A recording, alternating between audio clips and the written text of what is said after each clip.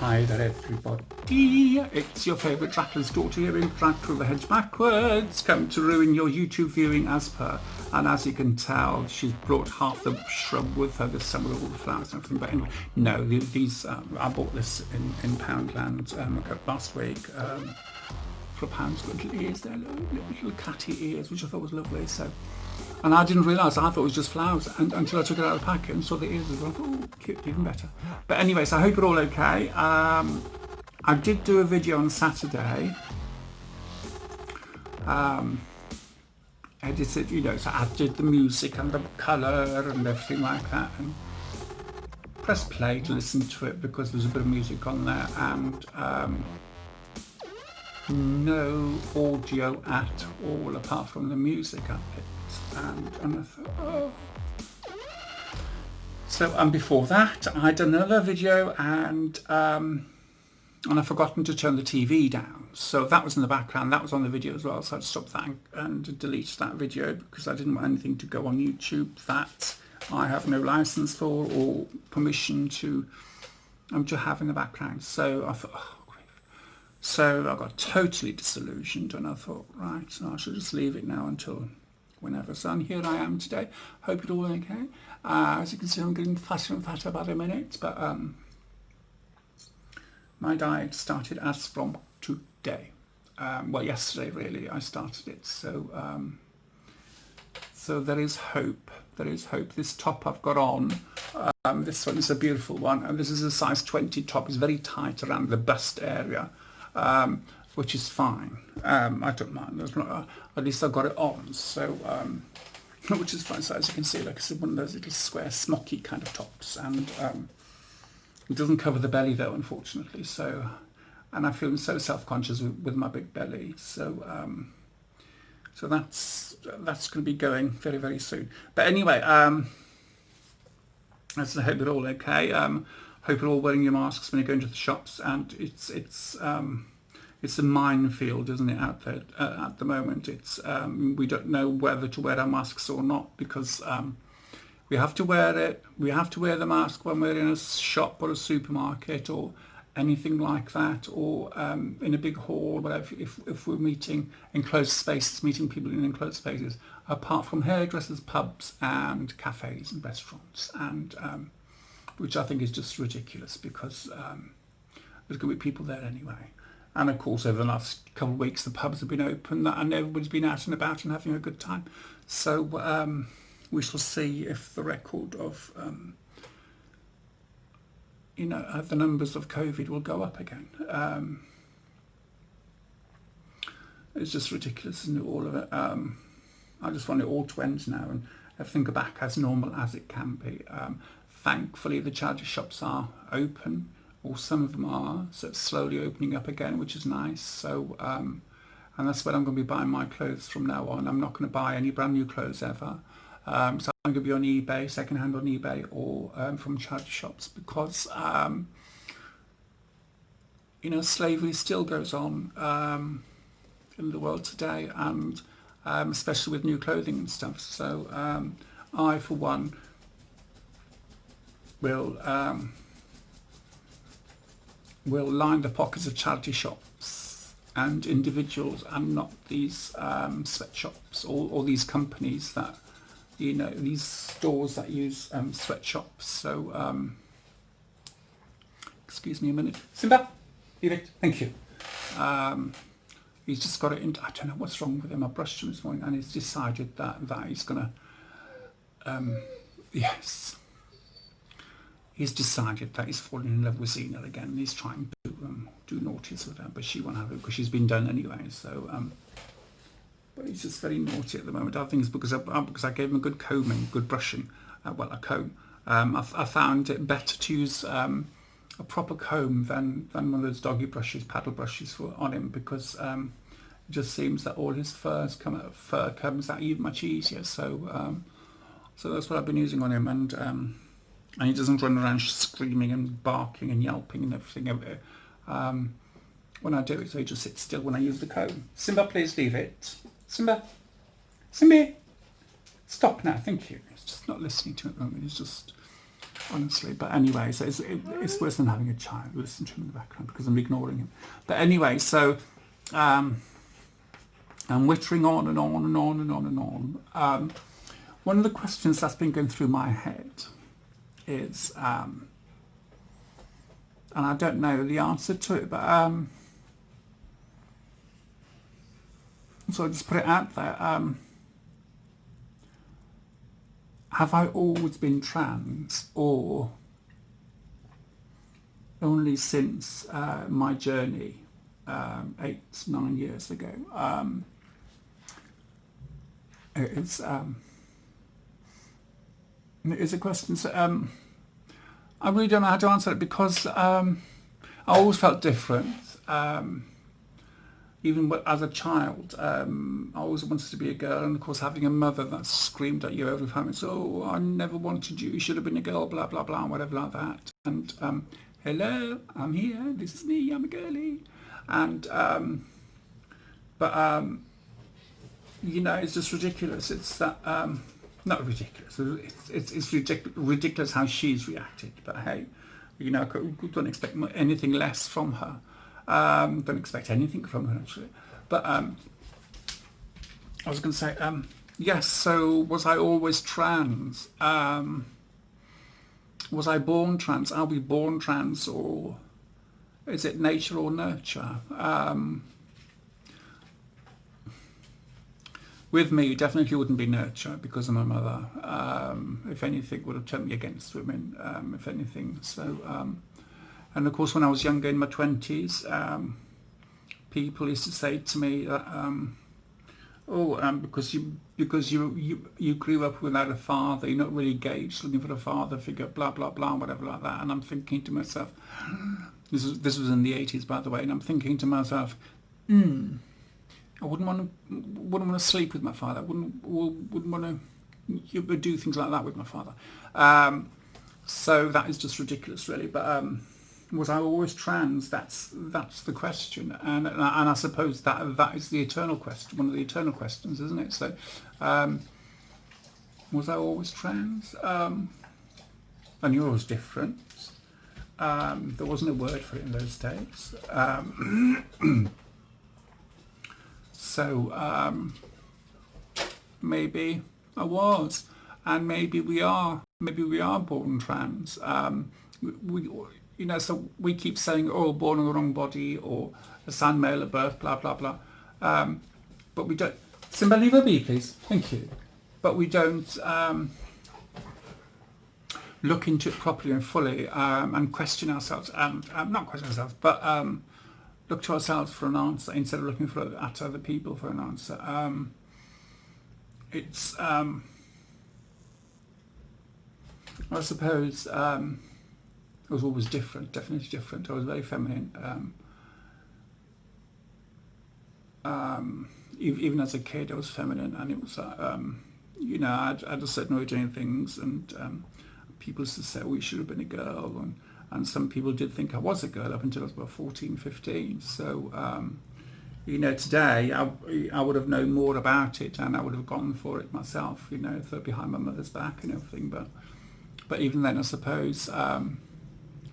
Coming from a tiny community, things like that never happen, and a lot of people out there, bless them, are still hiding their true selves because of where they live and their family and stuff, and it really is sad that you have to choose family over your own life.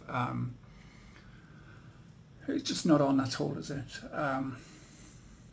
I chose my life over my family. I've got a sister, Cara, which I keep in touch with, which is lovely, but everything else is just, you know, I've got close friends that I see as family, and which hopefully towards the end of this year I'll be able to see more, because all this lockdown I can't see them and whatever, you know. So and of course they've all been busy themselves and whatnot. So yes. But I really don't know what I'm talking about, really, do I? So I'm witching on like an old fishwife. It's just unbelievable. But hey, yes. Sin doesn't like it. Yes, so that's the question I've been asking myself. Was I always trans? According to the shrinks I've seen over the last few years, the answer is yes, but was I always trans? Or is it, I don't know if you believe in things like spirituality and stuff like that, or is it that my spirit wanted to live as male the first half and then female as the second half? So I know this is what happens when you have a very, very, very imaginative, overactive imagination. You keep coming out with these questions every 5 seconds, and it's the wonder I ever sleep, because of things that in the middle of the night that come to me in my mind, and I'm thinking, and I think, oh, well, really? And it's just ridiculous, and it does affect my sleep, but people say it's because of your mental health. That's why your mind is like that, because of your mental health. And I'm thinking, is my mental health because of my mind being like that? And it's just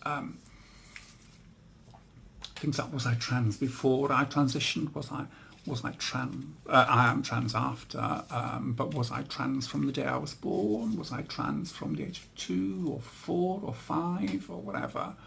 Or I know in my early 20s I knew I was trans, and I went and saw a GP about it, but he just got physically turned on. And I've never run so fast in my life out of a surgery. And it was just awful. It really was awful.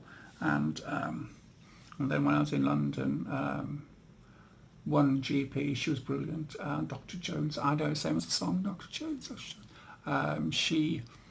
She said, no, that's fine. She said, yes, you are. And she gave me, she was the one who first put my chosen name on my medical record, and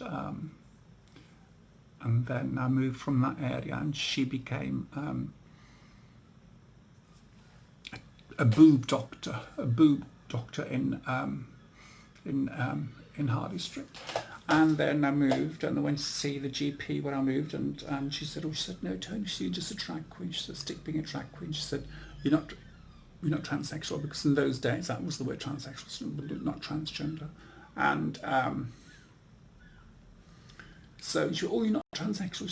She said, you're just a drag queen. She said, just stick to being a drag queen. She said, you're just a transvestite and a drag queen. She said, that's what you do. She said, that's what you want. You should just stick to that. And that was the end of it, until I moved to Cornwall and saw my GP there, and then things are just one thing and another. It's like, it's always been a stumbling block, always has been a stumbling block, every time, and it was like, and it really was. And they did expect you to jump through hoops in those days, which is a good thing, because it proves that you do want the help, that you do want the treatment, that you do want to be trans. The first time ever I saw a psychologist, she turned out and said that I'll never be happy until I have the surgery, and that was 15 years before I went to the clinic. So 15 and 9 is 24. Oh, grave, 24 years ago. 24 years ago she said that. I remember it to this day. But anyway, so, and she turned and said, oh, no, you'll never be happy until, and then relationship breakup, new relationship, moving and then moving. So I moved to Torquay, and with my ex-husband, and then 9 years ago, it was 15 years ago, grave, 16 years ago we moved. Bloody hell, 16 years. And then 9 years ago it was, he wanted to become a minister, and of course we couldn't be together if he was going to be a minister. So I said, right, I'm going to do this. And it literally was like that. And he and I went and saw my GP, and we sat there together, and I told my GP, and he just stared at me like that. He just looked at me. He had his computer screen in front of him, right there in front of him there. And I could see what was on there about me. And because it was always open. And Dr. Hutchinson. And he just looked at me like that. And he went, and I turned around to my ex-husband and said, I think he's shocked. I said, I think I've shocked him. And he went, no, John, you haven't shocked me. He said, he said, I didn't realise. He said, because you've never presented yourself as being trans, which, how do you present yourself as being trans? Do you know? So you walk around with a big sign, say, oh, hi, I'm a tranny. But no, you don't. So, and of course, my mental health issues, I wouldn't shave, so I'd have a stubble and things like that. And so look at you, Tony. He said, you've got always got stubble. He said, you're not clean shaven, you don't wear makeup. And I said, so, and he said, no, Tony. He said, you just don't understand. He said, and I'm like, oh, I said, he's shocked. I said, that. And he said, no. He said, not shocked. He said, Tony, he said, I've been to Brighton. He said, and I've seen. He said, and I've been in theatre. He said, when they did the gender reassignment surgery. He said, twice. He said, I've seen it. He said, so don't say, I understand. He said, I know all about it, kind of thing. And it was, I think I shocked him because of the fact he didn't see it in me. Well, it's not a kind of thing that you walk around with a big, like I said, with a big sign going, hi, I'm a tranny. Or, you tell people, I told a few people in all my life, my ex-husband knew within the first 6 months we were together, my first ever boyfriend knew that I wanted to be a woman, but I didn't do it because of him, and I didn't do it because, subsequent boyfriends and everything. And again, living my life for others. So. My first ever boyfriend said to me, he said if I wanted a woman, he said I'd go for a woman. And guess what? He's married to a woman. Yes, living in the house that we got together. Yes, it's a cottage, 2-bedroom cottage that we had in Kent, and he's living there with his wife, and we were there together. But there you go. As long as he's happy, that's the main thing. But he's become a vegan. And this is from, this is a guy that used to wear leather and his big bother boots and stuff, Dr. Martens, 20-hole Dr. Martens, which I loved wearing.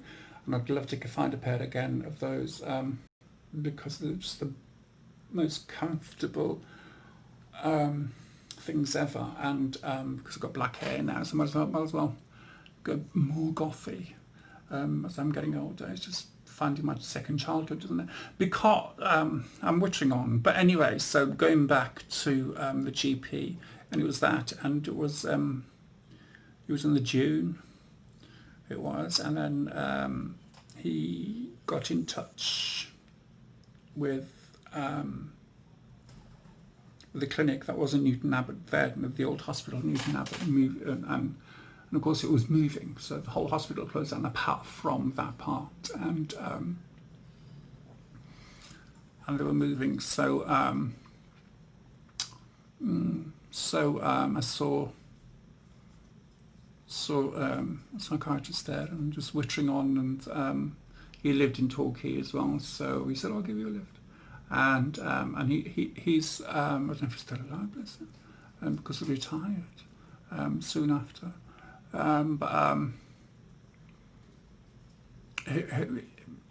He assessed me the first. So and he was a priest of a Catholic church in St Mary Church, and he said to me, he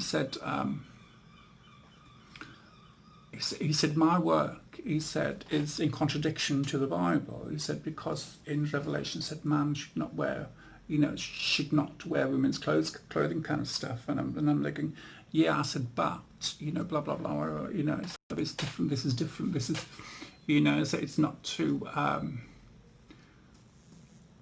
not to pretend that you are a woman kind of thing, because you feel as if you're a woman kind of thing, you know. So and I've never ever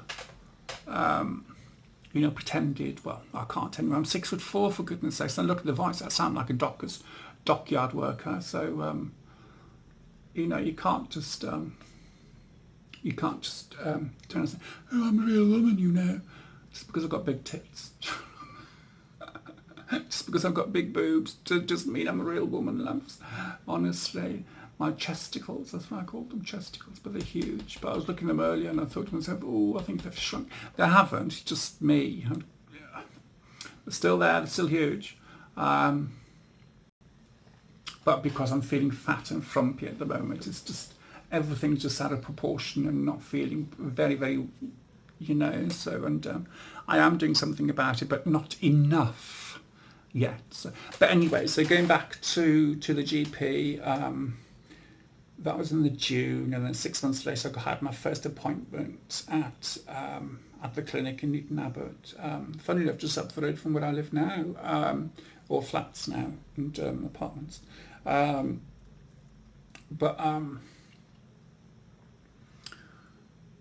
then that was my first appointment. The second appointment was where really, really bad snow and ice and everything. And I remember getting off the bus really gingerly, and I turned around, and the pavement was literally, it was like glass. And I turned to the bus stop, I said, "Oh, it was like ice." And I said, "It's like glass," I was meant to say, but I said, "It was like ice."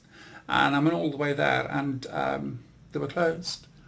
And that really annoyed me, because I got all the way here and everything, and just ridiculous, absolutely ridiculous. But anyway, so, and then it was, then I had to wait and go to Exeter, because they moved over to Exeter, and in the new year, I had to start going over to Exeter to have to find it and everything, which is because it's just right at the back of all the shops and everything. So it's easy to get to. Well, once you know what it is and everything, it's quite easy to get to. And I met some lovely people there, some amazing people, and some not so amazing people.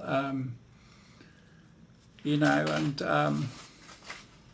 and that part is history. And then that, in the May, 5th of May it was, that year, I had my first HRT patch. They started me on that, and I remember slapping it on. I remember going to get it, coming home, slapping it on. I look at my ex-husband and said, "Now what?"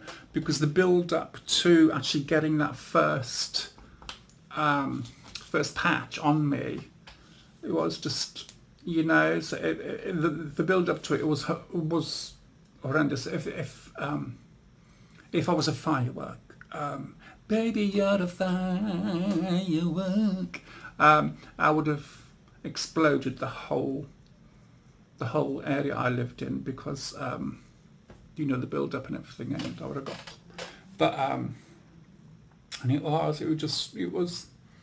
surreal, because I shoved the patch on, and then it was like, now what,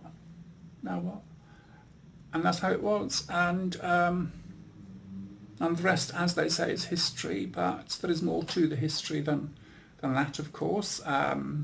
That's part of my step to it. A very important milestone that was, actually. A very important milestone, because not only that, in that year, my ex-husband moved out as well. I moved into another apartment, and I got bullied out of it, basically, because only because I owed the landlady 50 quid, and got bullied out of it. And the neighbours didn't like me because I was trans. People down the road, yeah, it still happens. And I was bullied out of it, and she was by a nurse, a registered nurse, by the way, turned around and said to my landlady, "You should pick your tenants better."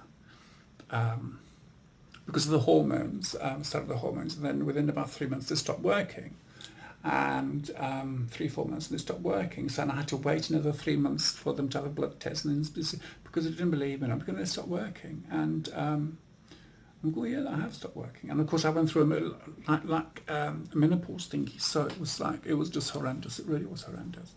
And then I moved here, thanks to my ex-husband. because he was living here, and he signed the lease over to me, and he moved to Plymouth, and that's what he is now with his boyfriend. They've been together 4.5 years, maybe 5 years, no, but over 4 years they've been together. It's not been easy, of course. Never is easy, is it? Especially when you break up with somebody, and when you really, really care for someone. And we were together for nearly 11 years, and when you really love someone, it's not just easy just to cut it off just like that and stop. Right, that's from tomorrow I'm going to stop loving them. Long process, a long process. So just ridiculous. After 11 years, nearly 11 years, the longest relationship we've both ever had. So we even got married. That was before I transitioned. We even got married, and I still got my wedding ring. I think I've still got his as well. I can't remember. But I still got my wedding ring in my jewellery box. Even though we're not together anymore, and he's with another guy, and we don't see eye to eye half the time. It was still a huge part of my life, because it's not every day you get married, is it? So, but anyway, so that was in September that was. So would be our wedding anniversary in this September. I think the first or second, I can't remember. It's either first or second anyway. He keeps saying it was one or the other, so it's either the first or the second, I can't remember. But anyway, because I'm just crap with stuff like that, I really am. Birthdays, I'm fine with. Birthdays, I'm okay with. But it's just, I don't know. I really don't know. It's just one of those things, So we go through life, don't we? And we learn, and, we fall down and we get up again, like the song goes. And, and we learn from it, and we go, so it either kills us or makes us stronger. And some people think I am a very strong individual. Maybe I am, but I don't see it myself, because I cry over silly things, and if I can't deal with certain things either, it's like if something change, if you have an appointment, for instance, and you build yourself up because of my PTSD, and I've got anxiety and stuff by going to new places, and then they phone up and say, oh, sorry, we've cancelled it for another week. That just freaks me out totally, because I wind myself up so much, because part of my illness is I'm always alert, and my body never ever rests. I wish it'd tone up, for goodness sakes. Do you know what I mean? So because I'm very flabby, and it's just my fault. But I am going to go back into doing exercise. I've got them gym ball things, or pregnancy ball, or whatever you call them. I've got one of those all blown up by there, and I use that every other day at the moment. I should use it every day. I do exercises on it, and go back to doing my yoga once I've done the flooring in here. It's just ridiculous, and everything's everywhere at the moment. And I'm thinking, oh, I'll do that in a minute, and then it just gets too much, and when you think to yourself, oh no, and then by the time you make your mind up to do something, oh right, fine, I'll start over there, it's about midnight, and you think, oh, time for bed now, and that's how it is, and that's nothing to do with my being a tranny, by the way. No, it was always there and always will be. People think that being trans is a mental health issue, and it's not. It's a medical issue. The mental health can come from it because of the way we're treated, or because of our families. Some of us get disowned by our families and stuff, and of course with the hormone regime as well. Basically, I've gone through 2 puberties and 1 menopause.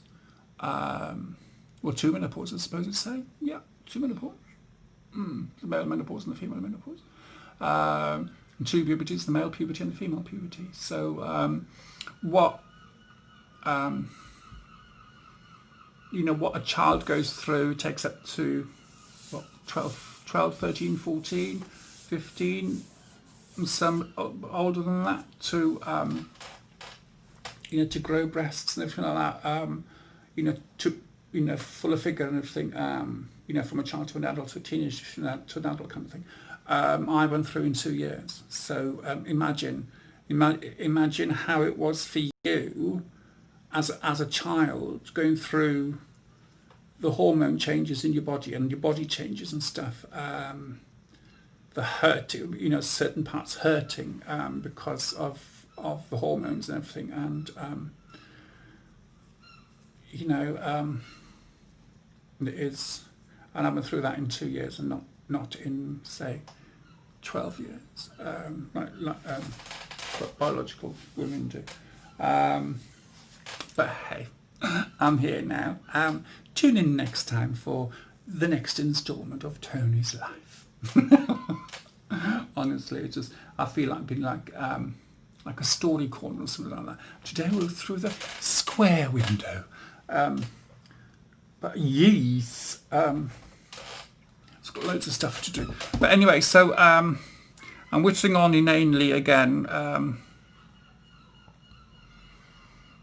as per. But that's me for you. Just chat, witter.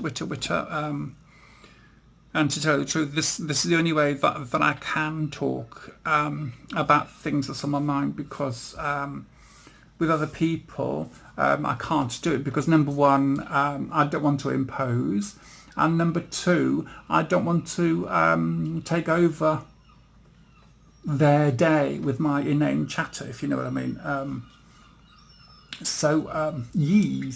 Yes. I don't know where I got that from. Oh, Irene Handel, that's it. Yes. She kept saying that, yes.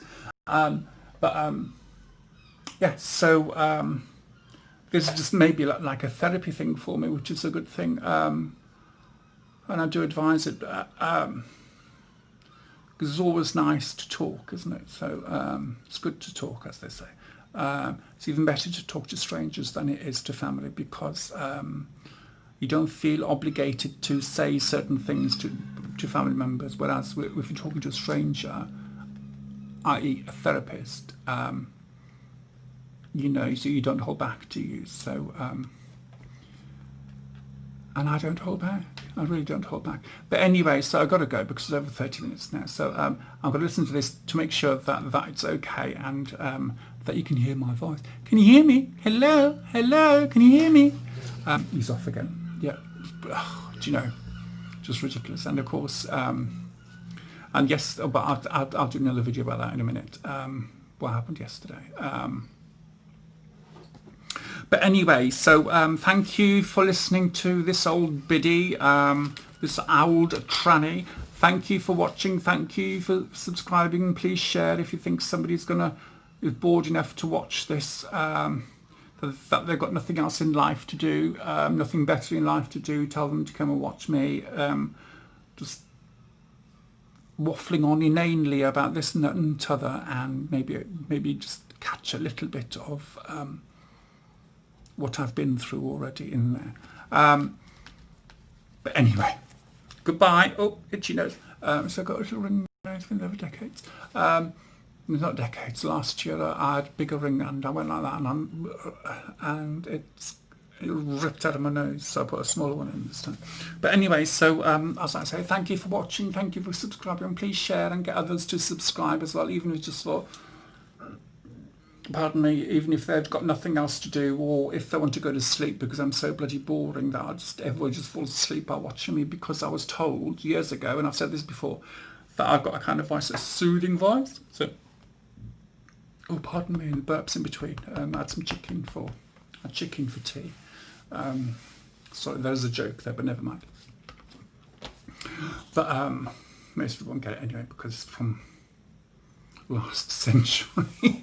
Oh my gosh, I can say that from last century, and certain things are.